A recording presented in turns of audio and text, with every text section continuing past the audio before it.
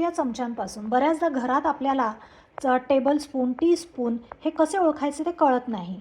त्याच्यामुळे मी इथे आपण जो डेझर्टसाठी आईस्क्रीम वगैरे खायला जो सगळ्यात छोटासा चमचा असतो घरातला, तो टीस्पून म्हणून घेतला आहे. आणि हा जो मोठा जेवायचा चमचा असतो हा मी टेबलस्पून म्हणून घेतलेला आहे.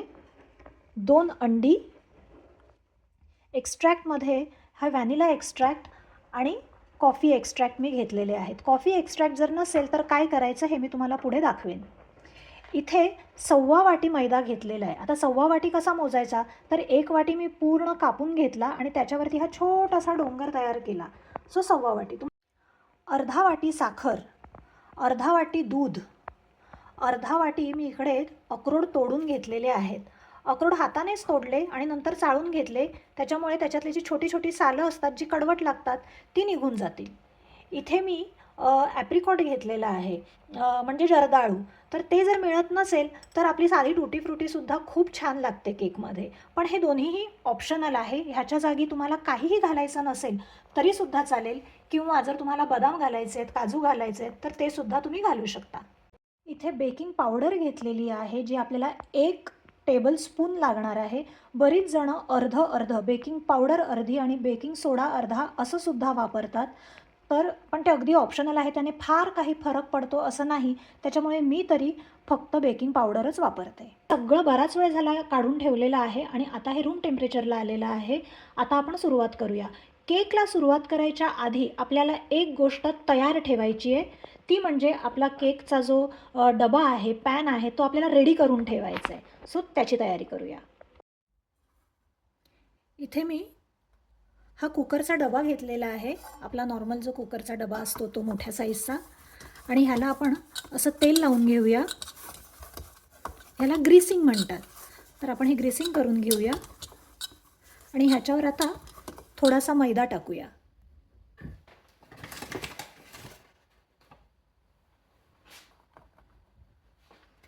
हा मैदा आता आपण एक्स्ट्रा मैदा आहे हा आपण टाकून द्यायचा. आपल्या जर वस्तू तयार असतील, सामान जर व्यवस्थित काढलेलं असेल तर हा केक व्हायला फक्त 10 मिनिटं लागतात, बिलीव्ह मी. अर्धा कप साखर,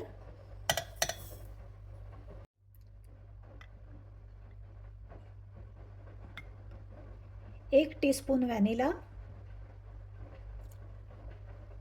आता आपण ह्याला झाकण लावूया आणि मोजून 2 मिनिटं आपण ह्याला मिक्सरमध्ये ब्लेंड करून घेऊया. इथे आपलं हे बॅटर तयार झालेलं आहे. इथे मी घालते बटर. बटर नसेल तर आपण तेलसुद्धा ह्याच्यात घालू शकतो.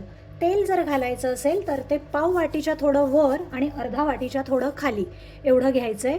मस्का जर घेत असाल तर जर 200 ग्रॅमचं जर तुमचं वीट असेल, मस्क्याची पाकिट असेल तर त्याच्या अर्ध घ्या. 100 ग्रॅमचंच असेल तर पूर्ण 100 ग्रॅम ह्याच्यात घाला. आता पुन्हा 30 सेकंद आपल्याला ह्याला मिक्सरला ब्लेंड करायचं आहे. 30 सेकंद छान ब्लेंड केलेला आहे आपण बटर घालून. आता आपलं हे तयार आहे. आता आपण करूया आपले सुके जे इन्ग्रेडियंट्स आहेत ते त्याच्याकडे वळूया. मैदा, हा जो 1/4 वाटी मैदा आहे ह्याच्यात आधी आपण मिक्स करूया 1 tablespoon baking powder. 1 tablespoon. Tablespoon म्हणजे हा मोठा, मगाशी मी सांगितलेलं आहे.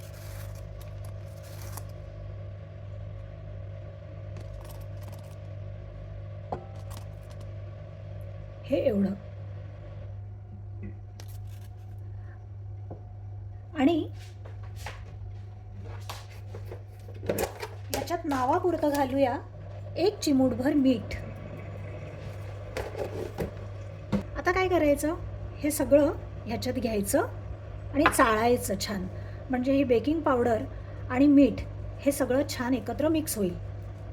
हे फक्त एकदा करायचं नाही तर आपण हे 2दा करणार आहोत.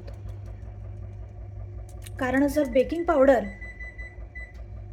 पावडर जर छान मिक्स झाली नाही तर केक इक्वली फुलणार नाही. त्याच्यामुळे ही जी स्टेप आहे ही नक्की आवर्जून करा. सो आता आपला मैदा छान चाळून झालेला आहे, त्याच्यात बेकिंग पावडरसुद्धा घालून झालेली आहे. तर आता आपण एकदा फक्त हे छान मिक्स करूया आणि मग ह्याच्यात घालूया आपलं मिक्सरमधलं जे ओलं बॅटर आहे ते.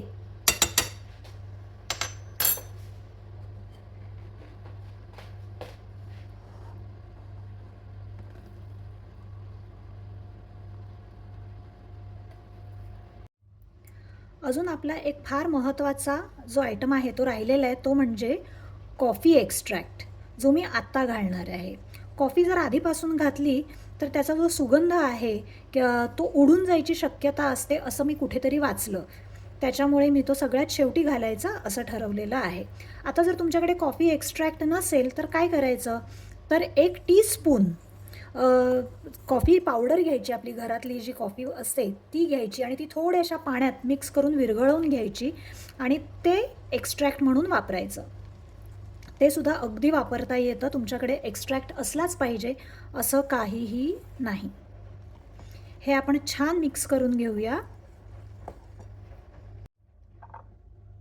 आता हे ढवळायचं काम सुरू असतानाच आपण ह्याच्यात कॉफी एक्स्ट्रॅक्ट घालूया. बाटली मी थोडीशी हलवून घेतली आहे.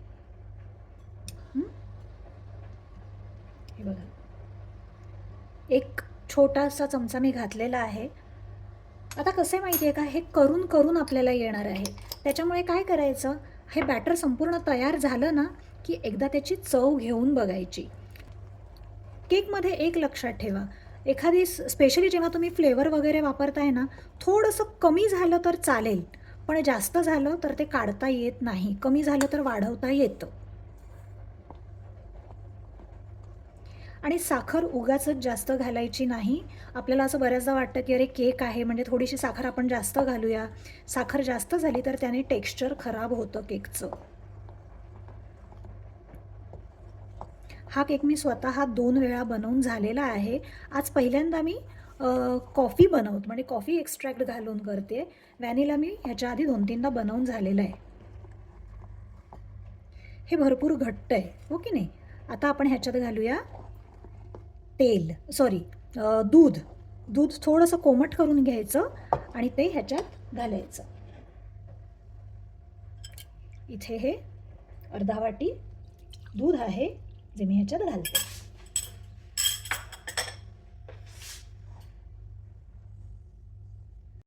आता हे सगळं चालू असताना मी मायक्रोवेव्हला 170 डिग्री सेल्सिअसवर 10 मिनिटं मायक्रोवेव्ह प्रीहीट करून ठेवलेला आहे. तुम्ही जर कुकरवर करत असाल तर कुकर थोडासा गरम करून घ्या. गॅस फास्ट करा आणि कुकर गरम करून घ्या. एक 10 मिनिटं तरी ते करायला पाहिजे. सो आपण जेव्हा आपलं मिक्सरचं काम झालं की त्याच्यानंतर जेव्हा आपण हे सगळं करतो त्यावेळेला कुकर तुम्ही चालू करू शकता. तर हे सगळं आपण ह्या डब्यात पटकन घालून घेऊया, जास्त वेळ न घालवता.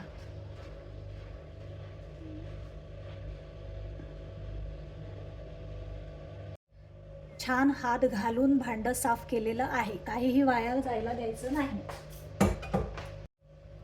हे जे जर्दाळू आहेत मैद्यातले, हे मी झाडून घेतलेले आहेत, चाळून घेतले आणि आता हे डायरेक्ट ह्याच्यात घालूया. तसंच हे अक्रोडमध्ये सुद्धा थोडेसे मैदा घातला आणि याला खूप जास्त नाही घालायचा, फक्त ते खाली जाऊन बसतात म्हणून थोडंसं त्याला मैदा लावायचा. असं छानपैकी हलवून घेऊया. हा प्रीहीटेड ओव्हन आहे, याला मी ठेवते, बंद केलं. आता लक्षात घ्या, तुमच्याकडे जेव्हा मायक्रोवेव्ह असेल तेव्हा इकडे हे फॅनचं बटन दिसतं, ह्या फॅनवरती ठेवायचं. हे बघा, हे फॅनचं बटन आहे ना, इथे ठेवायचं.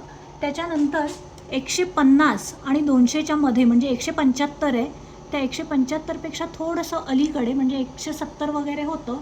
आणि आता आपण करूया टायमिंग 30 मिनिटं आणि नंतर जर गरज वाटली तर आपण 31 मिनिटं ठेवलं आहे, गरज वाटली तर अजून एक 3-4 मिनिटं आपण वाढवूया.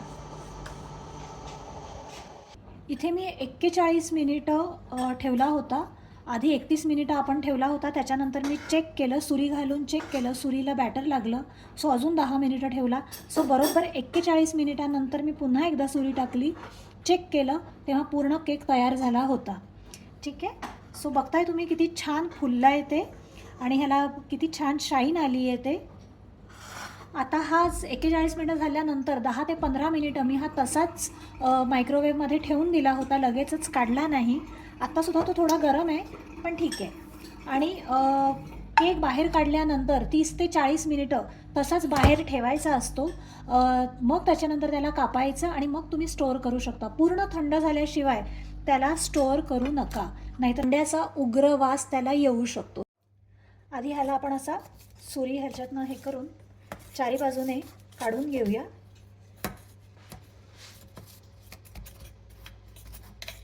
म्हणजे हा मोकळा होईल आणि मग ह्याला वाव, छान. तुम्ही बघताय ह्याला वाफा येत आहे ते.